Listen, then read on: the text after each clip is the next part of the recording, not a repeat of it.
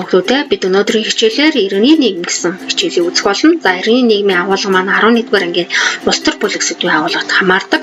Ерөнхийдөө иргэний нийгмийн тухай ойлголт бол эртний грек ромд үссэн бөгөөд хожим 18-р зууны сүүл 19-р зууны ихэнх үед бол улс төрийн шинжлэх ухаанд орж ирсэн.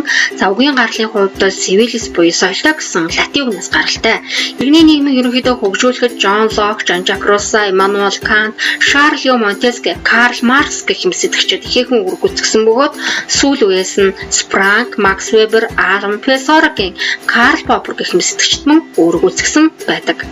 За ерөнхийдөө Германы эрдэмтэн Гегел тэрээр иргэний нийгэм нь төрөөсгөл хамаарах өөр хоорондын харилцаа эрх зүйгээр зохицуулагддаг хувь хүмүүс анги бүлэг институтын нийлбэр цогц гэж тодорхойлсон байна. Мөн Даррен Дорф эрдэмтэн иргэний нийгэм гэдэг бол ерөнхийдөө аливаа зүйлийг хийж бүтээн гэдэг нь өчүүхэнж байтугай бусадтай хамтран ажиллана гэсэн үг. Энэ нь чөлөө дэвсэл холбоо болон байгууллагуудын сүлжилтсэн ертөнц болж дараа нь бие даасан институтыг бий болгоход хүргэдэг.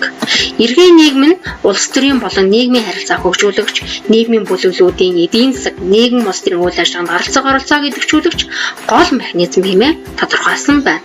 За орчин үеийн сэтгэгч Путнам тэрээр төр эдийн засаг гэр бүлээс ангид орших нийгмийн хүрээг иргэний нийгэм хэмээн томьёолсон байна.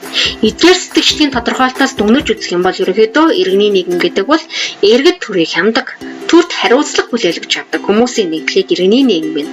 Өөрөөр хэлбэл хүмүүс хамтран нэгдэж үзэл бодлын хүрээгээр өөрсдөө зохион байгуулагдах энэ үйл явцыг иргэний нийгэм хэмээн тодорхойлж болох юм.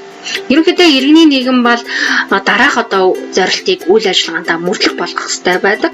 За нэгдүгээрт нь тулгарч буй асуудлаа шийдвэрлэхээр төрийн бодлогод нөлөөлөх, хоёрдугаарт нь нийгмийн нөөцөөс бүрдэх арга замыг олоход хүмүүс дэмжлэг үзүүлэх, гуравдугаарт нь нийгмийн амьдралд оролцох, нийгмийн хөгжилд хунь нэмэр оруулах боломжийг хүмүүст олгох гэсэн эдгээр зорилтыг үйл ажиллагаанд мөрдөх болгох ёстой. За мөн иргэний нийгэм нь бол дараах түгээмэл гол шинжүүдтэй байдаг. Нэгдүгээрт нь бол иргэдийнхээ арьс ун гүндэс ухсаа нийгмийн байдлыг ялгуурлахгүйгээр хүний эрх хэрэгчлөөг, эрх үүрэг хариуцлагын зохистой нэгдэлт нь хуулийн хүрээнд хүн болгонд адил түвшээр эдлүүдэг байх ёстой. Хоёрдугаарт нь эрх мэдлийг зохистой хуваарлан тэнцвэржүүлж нийгмийн харилцааг зохицуулах эрх зүй төрийг төлөвшүүлэх ёстой. Гуравдугаарт нь эдийн засгийн хувьд чөлөөт үйлдвэрлэл, хувийн худалдаа, үйлчилгээний шударгаар өрсөлдөх нөхцөлийг хангасан, зах зээлийн эрүүл саруулт тогтолцоог хөгжүүлэх, түүнд нийцсэн төлөвлөлт, зохион байгуулалтын уян хатан арга хэмжээ хэрэгжих, таатай орчинд бүрдүүлэх. Дөрөвдүгээрт нь иргэдийн эвлэлэн нэгдэх, үзэл бодлого илэрхийлэх, иргэдийн оролцооны эрх чөлөөг баталгаажуулсан хууль эрх зүйн орчин бүрдүүлэх гэсэн эдгээр дөрвөн гол шинжийг дотроо агуулсан байх ёстой байна.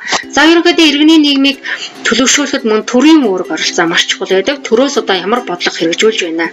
Энийг авч үзье. Ерөнхийдөө төрийн бодлогыг бол ерөөсөө нийгмийн амьдралын дөрвөн хүрээнд авч үзэж байгаа. За эдийн засгийн хүрээнд төр засаг маань иргэний нийгмийг төлөвшүүлэхэд юу хийх вэ гэж. За мэдээд өмчийн олон хэлбэр тэмээ хэрэгтэй шүүжих. За хүмүүс хувийн өмчтэй байх. За тэр хувийн өмчөө захиран зарцуулах, эзэмших, ашиглах тэмээ эрхтэй байх.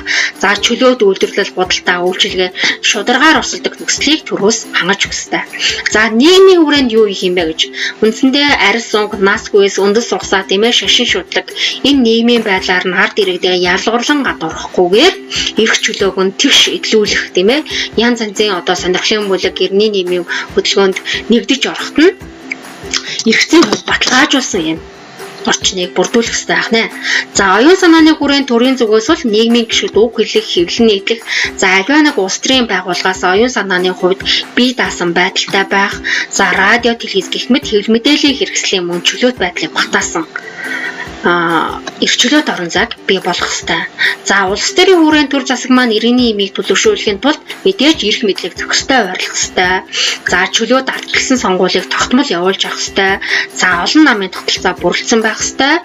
Мөн иргэд төр нийгмийн хэрэгт оролцох боломжийг хангах, орчныг нь бүрдүүлэх гэх мэт ажлуудыг төрийн зүгээс хийж өгсөн байх ёстой байна.